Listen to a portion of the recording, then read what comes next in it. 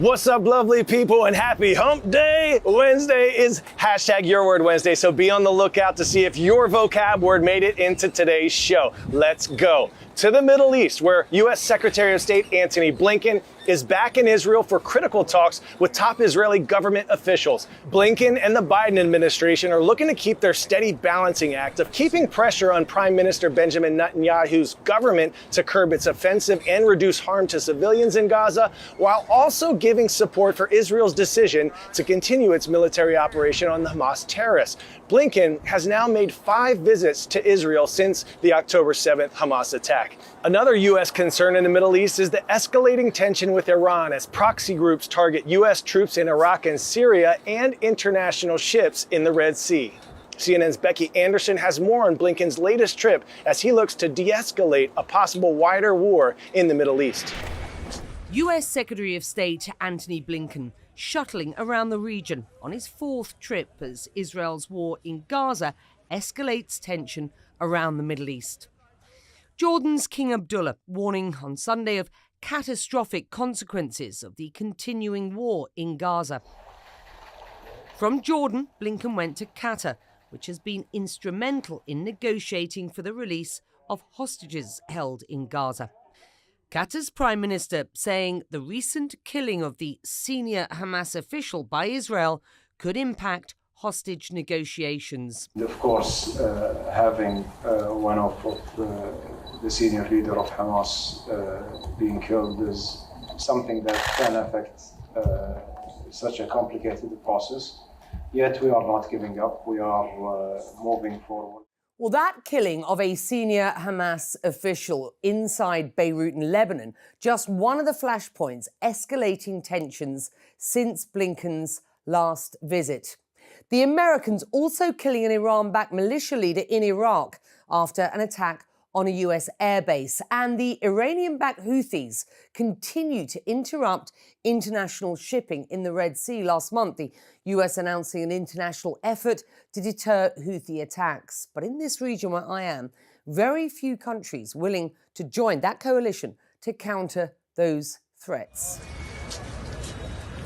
From Qatar, Blinken came here to Abu Dhabi, meeting with the UAE President Mohammed bin Zayed.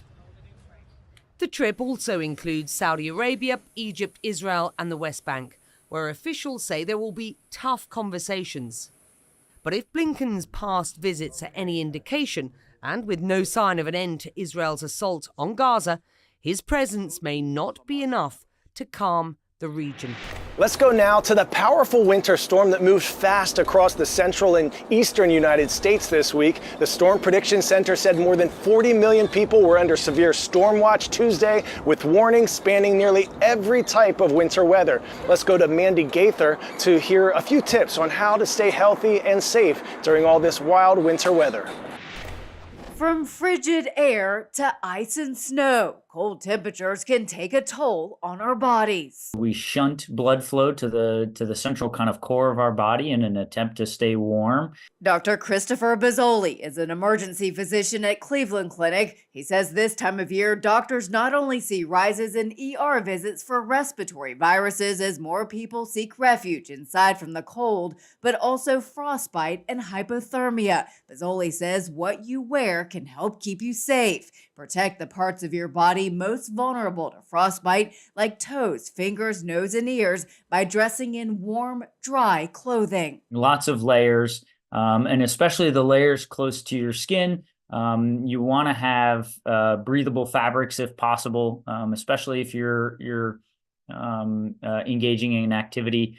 Bozzoli says a sudden change in temperature and humidity can also irritate certain medical conditions like asthma. He says to make sure you have enough medicine on hand, and if you use an electric medical device, make sure you have a way to back it up if the power goes out.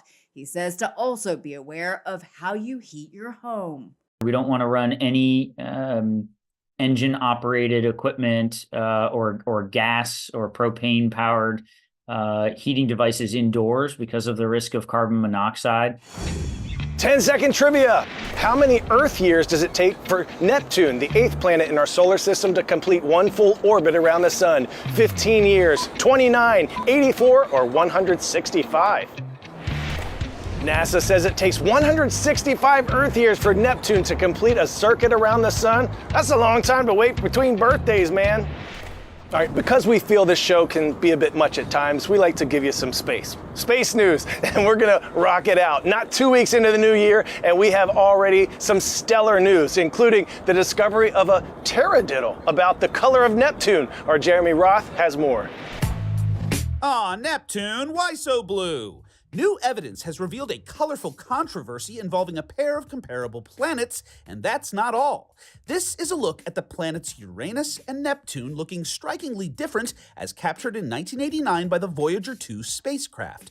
But a recent study by Oxford University found that those original images had actually been stretched and enhanced, resulting in a, quote, too artificially blue Neptune. Now, newly reprocessed, the images show the planet's true colors and that they actually look quite similar. Talk about a color correction. But that's not all. The study also used images of Uranus gathered over the years to figure out why the planet appears to change colors with the seasons. The study says as the planet spins toward and away from the sun, a combo of varying gas and cloud coverage give way to a seemingly shifting hue. Now you know. In other interstellar news, we now have the most detailed look ever at Jupiter's moon, Io, courtesy of the closest ever flyby by the spacecraft Juno. Scientists say Io is the most volcanic body in the solar system, and the new high-res images give an unprecedented look at the moon dappled with craggy volcanic features. By the way, am I the only one that thinks Io looks like the lightsaber training orb thingy from Star Wars? I am? Okie dokie. Well, that's 10 seconds we'll never get back. Finally, we leave you spaced out with a day in the life of Mars. Okay, technically it's half a day, 12 hours on the red planet, crammed into a trippy 10-second time lapse. It comes courtesy of Curiosity, the rover that's been there for more than 4,000 days that look just like this. Today's story getting a 10 out of 10, a perfect rescue by a ferocious feline that saves a pup from a coyote attack. CNN's Jeannie Mose has more. 6-year-old Oakley has a lovable face. She can do spins in exchange for a treat. But when she went out to do her business in the backyard of her Edmond, Oklahoma home, no amount of spinning would have saved her from the coyote that pounced if the family cat hadn't jumped in. Is she a tough cat? Like, is she like a street cat? I mean, is she... Yeah, she's a gangster. Lane Dyer says Binks is a stray that he and his family take care of. Her and Oakley hit it off pretty good from the beginning. So when the first of 2 coyotes grabbed Oakley, it was Binks to the rescue, taking on the intruders, scaring them away, though not before Oakley suffered wounds that had blood spouting out of her chest, unfortunately. But with stitches and a splint, Oakley recovered a little over a month later. And so she yawns over the story of Binks saving her. Coyotes have become such a danger to small dogs that one owner created the coyote vest. Done. With spikes protruding from a Kevlar vest and even a set of coyote whiskers. Nylon bristles that at least look intimidating. But who needs a coyote vest? I think she's shown that she's not afraid of much. When the cat has your back. All right, thanks to Miss Smith at Deering Middle School in West Warwick, Rhode Island for making us smarter today. Our hashtag Your Word Wednesday winner with taradiddle, a noun meaning a fib or petty lie. Well done. Now, unfortunately, our visit to NASA Space Center here in Houston was pushed back due to weather delays for some of our crew, so I'm headed back to studio. But before I go, shout out time. This shout out goes to the judges in Mrs. Choi Shin's class at Benjamin N. Cordozo High School in Bayside neighborhood, Queens, New York. Class dismissed. And this shout out goes to Mr. Webster's class at Summit View Middle School in Caldwell, Idaho. Thank you for spending part of your day with us. See you tomorrow, lovely people. I'm Coy Wire, and we are CNN 10.